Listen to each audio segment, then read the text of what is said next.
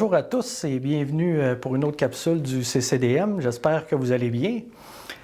Aujourd'hui, nous allons parler d'un sentiment qui est considéré comme un don de Dieu. Il fait partie du fruit de l'esprit qui se dégage avec la certitude de l'amour divin. Contrairement au bonheur éphémère qui est dépendant des circonstances, ce sentiment puissant et profond est durable et persiste même dans nos pires épreuves. Et il cohabite avec la souffrance. Ce sentiment se reçoit par la grâce et la communion avec Dieu. As-tu deviné de quel sentiment je vais te parler aujourd'hui? Je vais te parler de la joie. Mais la joie chrétienne, c'est une joie qui est pas mal différente que juste ressentir, mettons, ce que tu ressens quand tu manges du chocolat ou en étant allongé sur une plage sur le bord de la mer ou profiter du beau temps comme le printemps est arrivé, profiter du soleil. On ne parle pas de cette joie éphémère et en surface. C'est une joie spirituelle qui est profonde et durable. Cette joie trouve son origine dans la certitude que Dieu nous aime. En effet, le fait de se savoir aimer infiniment, éternellement, inconditionnellement par Dieu réjouit notre cœur.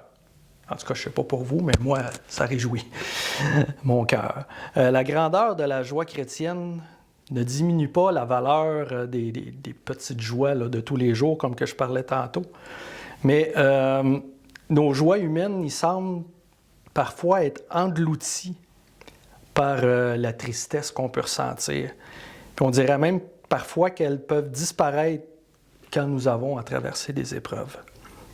Pourtant, Paul nous dit dans sa deuxième lettre aux Corinthiens, donc 2 Corinthiens, chapitre 7, verset 4, « Je déborde de joie au milieu de toutes nos difficultés. » Ou encore, nous pouvons voir dans Philippiens 4.4, un verset très connu, « Réjouissez-vous toujours dans le Seigneur, je le répète, réjouissez-vous. » Donc, vous avez vu, j'ai mis l'accent sur le mot « tout » et « toujours ». Donc, c'est une joie qui est constante.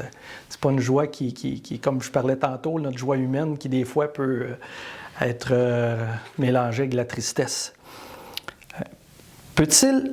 Comment Paul peut-il affirmer être joyeux dans l'épreuve? Et plus encore, comment peut-il demander d'être toujours joyeux, peu importe les circonstances? C'est pas facile. On dit à Paul, t'en demandes un peu, là. Mais c'est justement là où nous pouvons constater une différence entre la joie humaine et la joie chrétienne. La première est basée sur une logique selon ce que nous vivons comme êtres humains. Malgré que nous puissions ressentir de très grandes joies, celles-ci sont toujours limitées et éphémères. Cela veut dire que nos joies humaines peuvent être très intenses, mais que cela ne dure jamais bien longtemps. Tandis que la joie chrétienne est constante et a une durée éternelle, peu importe les circonstances. En effet, la joie chrétienne, au lieu de diminuer progressivement quand arrive la souffrance, elle a la caractéristique unique de cohabiter avec la souffrance. Nous avons déjà dit que la joie chrétienne prenait son origine dans l'amour de Dieu. Dans l'amour que Dieu a pour nous. Et cet amour a été prouvé par le sacrifice de son propre Fils, notre Sauveur, Jésus-Christ, crucifié à la croix pour nous. Vois-tu le paradoxe ici, là, entre la joie chrétienne qui prend place dans le cœur de chaque enfant de Dieu, qui se rappelle les souffrances que Jésus a vécues à sa place. La joie chrétienne cohabite avec la souffrance, comme je l'ai dit. Nous pouvons aussi comparer la joie chrétienne à une femme qui donne naissance à un enfant. Il n'y a pas de plus grande joie pour une mère que de donner la vie, et pourtant, cela se fait au travers de terribles souffrances. Mais alors, est-ce que cette joie chrétienne, il faut absolument souffrir pour la ressentir? C'est pas tout à fait ça. c'est pas parce que le chrétien souffre qu'il ressent de la joie, mais c'est parce qu'il a la foi de ne pas être seul dans ses souffrances et qu'il sait que son Papa céleste ne le laissera pas tout seul dans cette souffrance. Exactement comme un enfant qui vient de se blesser et qu'il saigne. Il souffre beaucoup, ça fait mal. Mais pas seulement un mal physique, mais aussi une sorte de panique, car l'enfant ne sait plus comment gérer ses émotions au travers de sa souffrance. Et quelle est sa première réaction? Il va se réfugier dans les bras de maman ou de papa. Donc, comme l'enfant de Dieu qui va se réfugier dans les bras de son Papa céleste, pouvons-nous dire que la joie chrétienne a un lien avec la foi? Assurément. Et comment pouvons-nous développer cette foi en Dieu d'une manière tellement puissante que nous pouvons demeurer joyeux même quand nous sommes dans l'épreuve? C'est en ayant une bonne relation avec Dieu. Exactement comme l'enfant avec ses parents à la maison, dans le fond. S'il n'y a pas une bonne relation entre l'enfant et ses parents, il manque un sentiment de confiance. Il manque un sentiment d'appartenance où l'enfant sait qu'il va pouvoir être accueilli, réconforté. Ça, c'est la même relation qu'il faut avoir avec notre Dieu. Il faut avoir une relation assez intime pour avoir pleinement confiance en lui, puis savoir que quand on a besoin de se faire réconforter, bien, il est là. Et Dieu, il est fidèle, il est toujours là. Comme l'enfant de Dieu, nous savons que notre Papa nous aime d'un amour inconditionnel. Et c'est pourquoi nous pouvons toujours venir à lui. Car nous ressentirons toujours son amour et son réconfort. La joie, comme je le disais dans l'introduction, c'est un don de Dieu. Donc nous pouvons dire que la joie chrétienne prend sa source en Dieu. La joie chrétienne n'est pas une construction humaine. Elle ne dépend pas des circonstances. Elle est donnée. C'est par l'abandon à Dieu de toutes nos souffrances qui se déploie que le don de l'Esprit se manifeste. C'est pourquoi Jésus déclare en annonçant à ses disciples que quand ceux-ci ne le verraient plus pour un bout de temps, dans Jean, chapitre 16, verset 22, Jean 16, 22. « Vous donc aussi, vous êtes maintenant dans la tristesse, mais je vous reverrai et votre cœur se réjouira. Et votre joie, personne ne vous l'enlèvera. » En effet, personne ne peut enlever la joie chrétienne à un enfant de Dieu. Car, comme on l'a déjà dit, cette joie n'est pas d'une construction humaine, c'est un don divin. La joie chrétienne se transmet.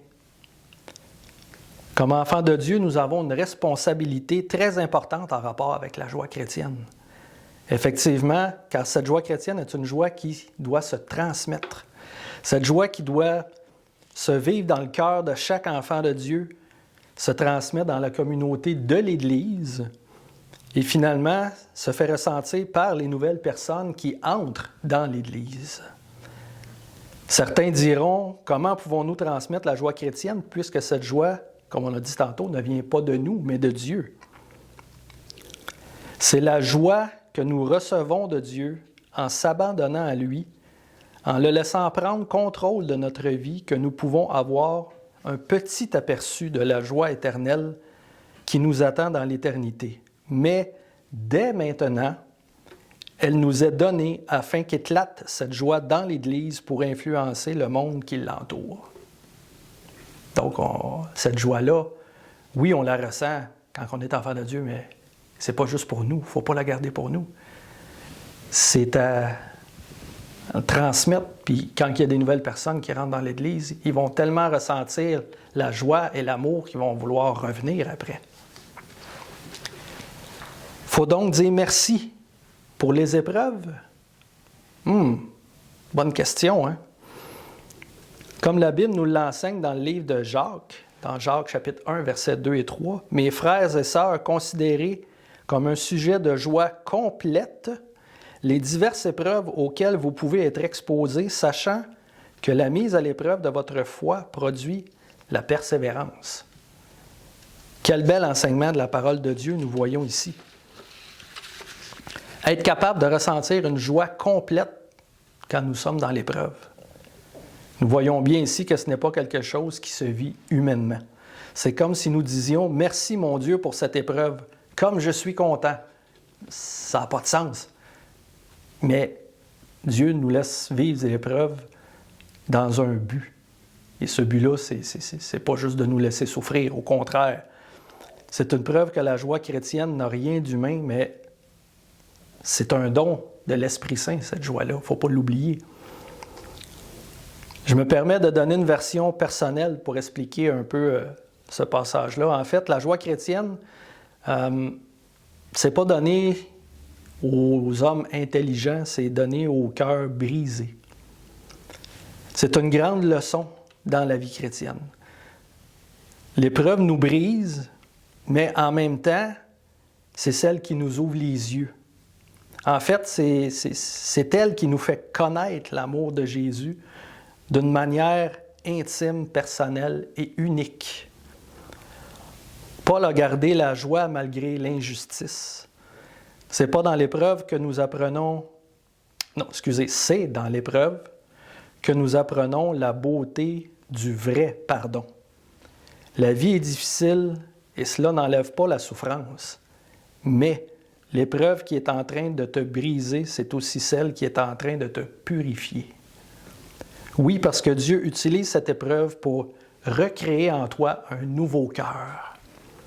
Vous ne le voyez pas, mais Dieu est en train de préparer une solution pour sa glorification.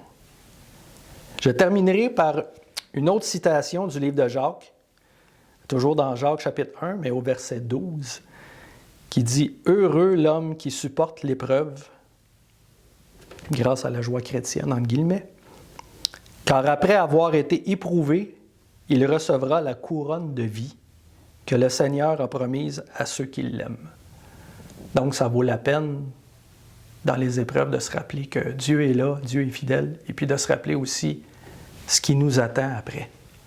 Ça vaut la peine de persévérer et de rester dans la joie malgré tout.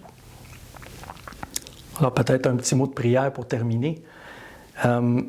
Merci Seigneur pour le don de joie qui nous est accordé par ton Saint-Esprit.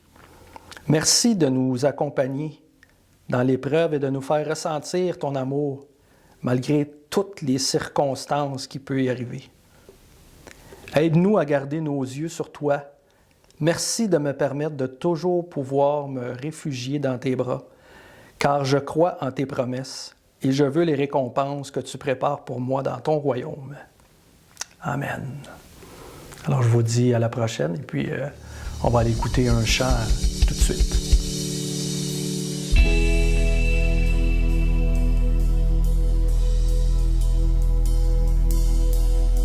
Nous chantons pour la gloire du roi ressuscité. Amen. Pour tous ceux qui ont besoin d'une touche ce matin, le roi ressuscité est là. Amen.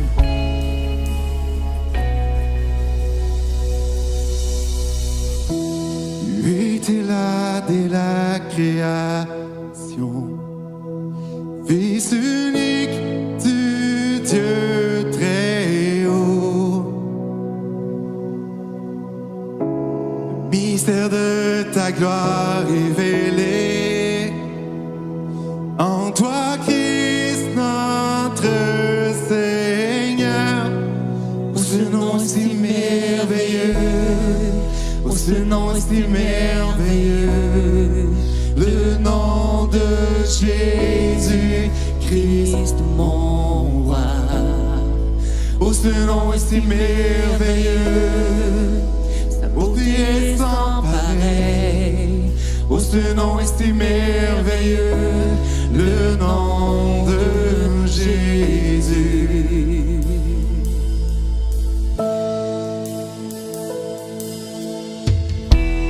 N'a pas voulu les cieux sans nous.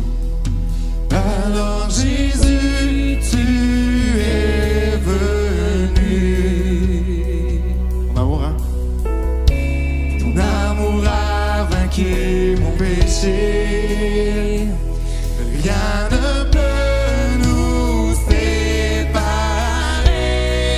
Oh, ce nom est si glorieux, oh, ce nom est si glorieux, le nom de Jésus-Christ, mon roi. Oh, ce nom est si glorieux, sa beauté est sans pareil. Oh, ce nom est si glorieux, le nom de Jésus. Oh, ce nom est si glorieux, le nom de Jésus. Glorieux est ton nom, Jésus. Glorieux est ton nom.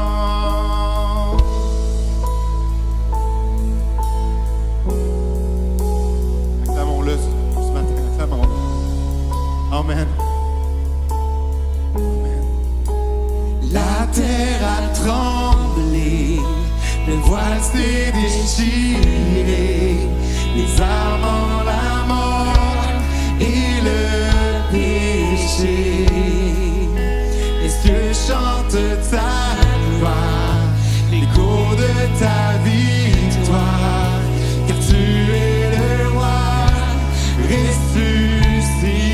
Tu es sans rival, tu es sans rival, tu es sans égal. Dieu, tu triomphes à tout jamais. À toi soit le règne, à toi soit la gloire, car ton nom surpasse tout autre nom. Oh, ce nom victorieux, oh, ce nom victorieux.